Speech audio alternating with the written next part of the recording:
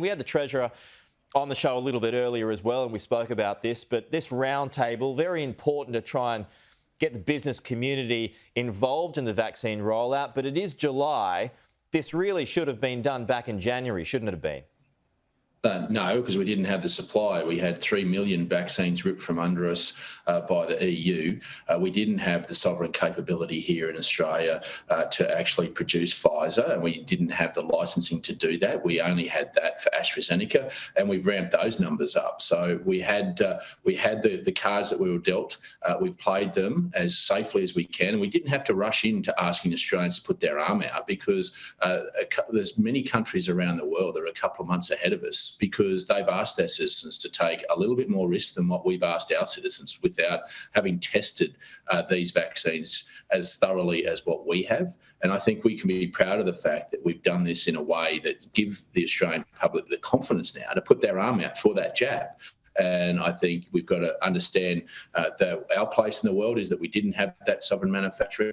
These intellectual properties are owned by these big corporates in the United States, and other countries like Mexico and Canada are also waiting for the Pfizer, as we are. But we've kept them safe, and I think our health system's been protected. Our economy, as Philip Lowe said yesterday, is now going into expansion, which is an extraordinary result when you look at other economies around the world. The way that the levers that we've pulled in making sure we've not just kept Australians safe, but we kept the economy going, I think is an outstanding effort, but not just by the government, by the Australian people in being compliant as well in getting us through this. Yeah, I mean, there has been issues with getting the vaccines here, but you can still plan for it. Even though things aren't going your way, you can still plan for it, which doesn't seem to have been done.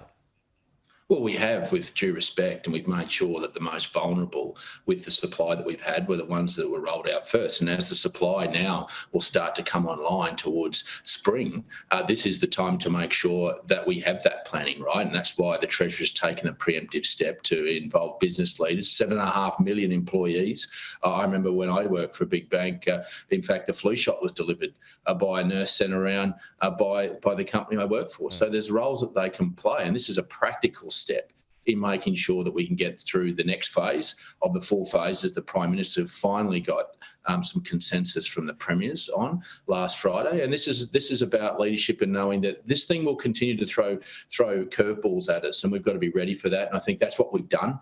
But the primary premise of what we've always tried to do is keep Australians safe and keep the economy moving, and that's what I think the Australian government, but more importantly, the Australian people, have achieved. Rather than business, though, wouldn't it be better to prioritise GPs and pharmacies, get more vaccines to them?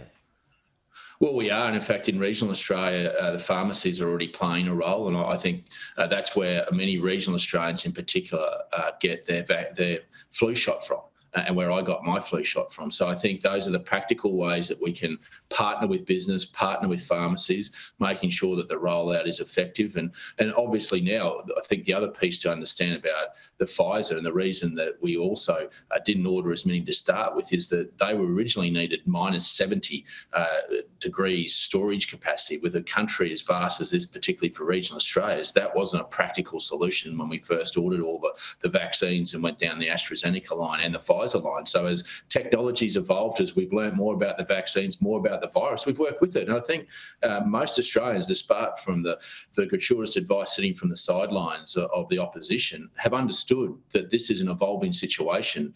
And I think we're better placed than anyone to get through it. Speaking of Pfizer, you'd be aware of this report out of a private school in Sydney where 160 some students were given the Pfizer jab. It was initially supposed to be for Indigenous students, for those students living in rural areas, which sounds fair enough, but it went to the rest of the grade. What's your take on that?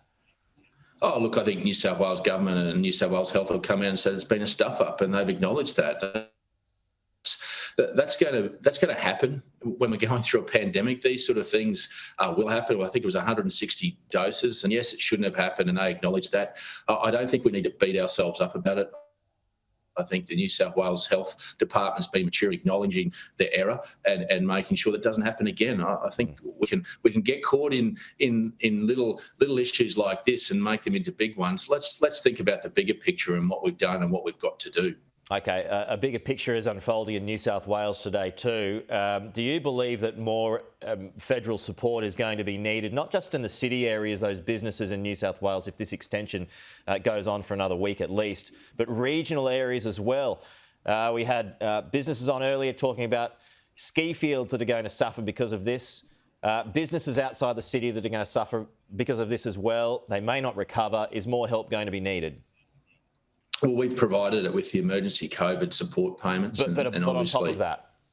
Well, and that's why it's not just the good old federal government that has to cut the check all the time.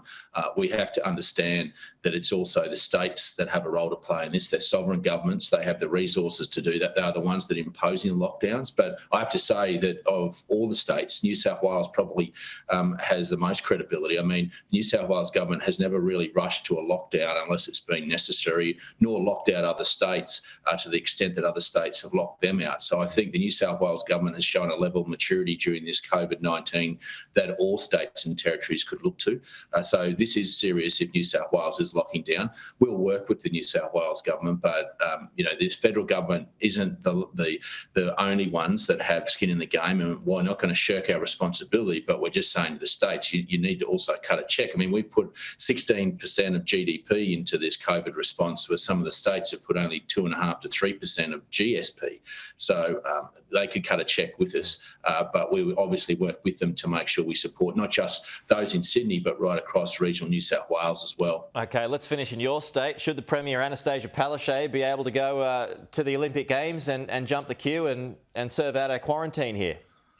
Well, if it's necessary, I think that's a judgment call. I think we've got to get on with the future and look to the future. I think we can be petty about this, but I'm not going to act like the Queensland Premier. I think Queenslanders have seen her actions and her pettiness and childishness towards the Prime Minister and National Cabinet and quarantine facilities in regional Queensland that are putting lives at risk, spreading COVID if they were to create a quarantine facility in Toowoomba out in a regional area that don't have the tertiary health facilities. I mean, I'm not going to enter into that, but I think she should show the judgment that if it's absolutely necessary, then of course she should do it. We've got to get on with life. We can't let this hold us back, but that's a judgment call for the Premier, and the Queensland people will make judgment accordingly. Yep. Okay, David Littleproud, appreciate your time this morning. Thanks for joining us. We'll talk to you soon. Thanks, mate.